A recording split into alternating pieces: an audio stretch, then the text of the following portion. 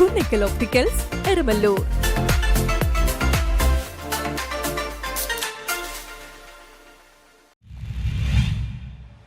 All India police badminton cluster ആരംഭിച്ചു. മുഖ്യമന്ത്രി പിണറായി വിജയൻ ഉദ്ഘാടനം ചെയ്തു.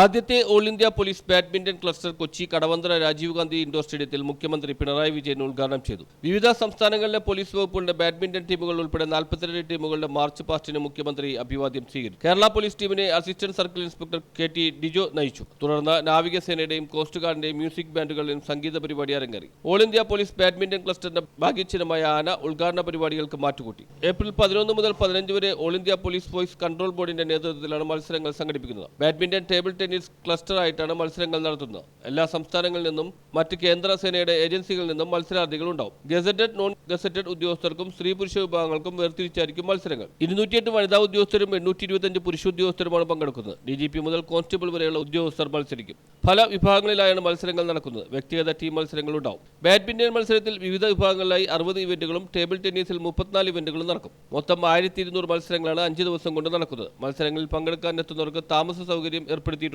14 സാംസ്കാരിക പരിപാടികൾ കായിക മന്ത്രി V. അബ്ദുൾ റഹ്മാൻ ഉദ്ഘാടനം ചെയ്യും. 15 സമാപന പരിപാടികൾ ഉദ്ഘാടനം വ്യവസായ വകുപ്പ് മന്ത്രി P. രാജീവ് നിർവഹിക്കും. Kerala DGP Sheikh Darvesh Sahib, ADGP S. Sreejith, Ernakulam city police commissioner Putta Vimaladitya എന്നിവർ പങ്കെടുത്തു. News bureau, Kochi.